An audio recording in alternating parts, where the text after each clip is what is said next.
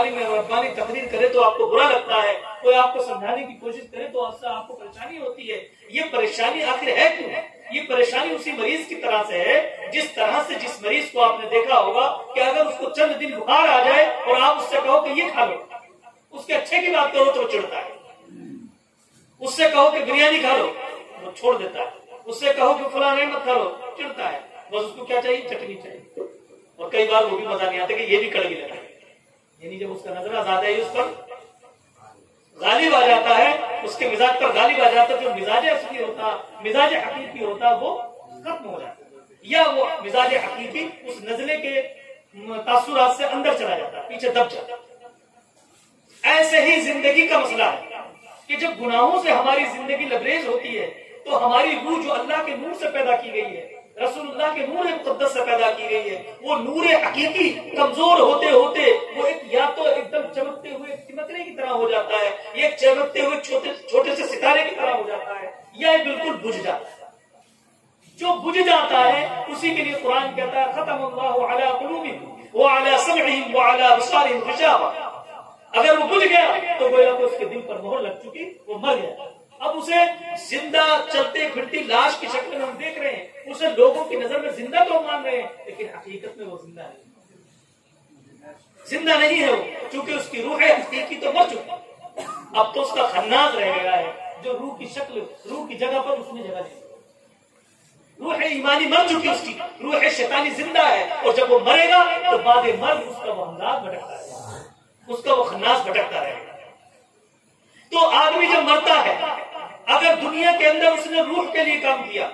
روحانی ترقیوں کے لیے کام کیا, ترفع کے لیے کام کیا, روح کو اللہ کی رضا کے لیے اس نے پورے طور پر صاف رکھا, اپنی گندگی جسم کی دور کرتا رہا, عبادت کے ذریعے, ریاضت کے ذریعے, خوبصورت سوچ کے ذریعے, حلال لقموں کے ذریعے, بندگان خدا کی خدمت کے ذریعے, یہاں تک کہ مجاہدہ اور تزکیہ نفس کرتا رہا, تو اس کی روح اس کی برابر ترقی کرتی جاتی ہے, ترقی کرتی جاتی ہے, یہاں تک کہ اس کا جسم ظاہر یعنی اربع عناصر مٹی, پانی, ہوا اور آگ اتنے کمزور ہوتے ہیں, اتنے کمزور ہو جاتے ہیں, اتنے ہلکے ہو جاتے ہیں کہ وہ سارے کے سارے اربع عناصر روح کے تابعدار ہو جاتے ہیں, کبھی روح کے اوپر وہ غالب نہیں آتے ہیں.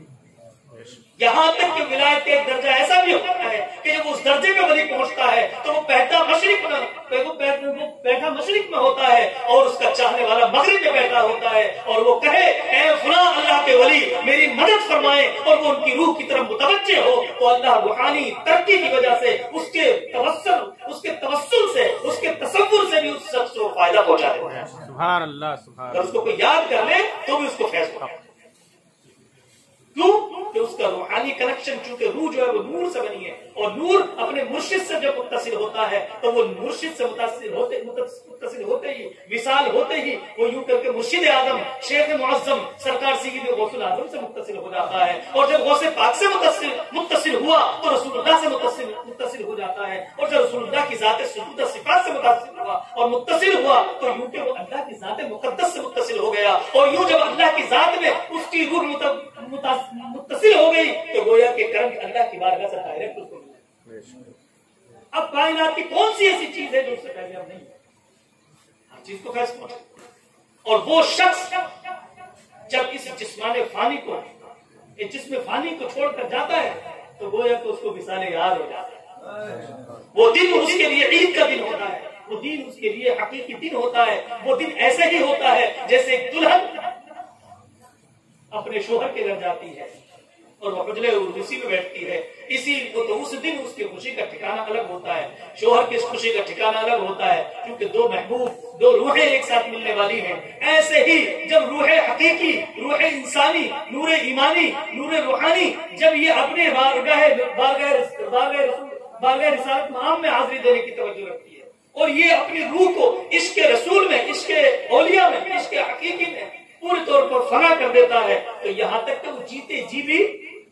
اللہ کے جلوے دیکھتا ہے. اور اگر کسی کو دنیا میں یہ مقام نہ مل سکا تو موت کے وقت میں اس کو یہ درجات ملتے ہیں, اور اگر موت کے وقت بھی نہ مل سکا تو قبر میں یہ درجات ملتے ہیں, اور کچھ کو قبر میں یہ نہ بھی ملے تو حشر کے میدان میں اس کو یہ درجات ملتے ہیں.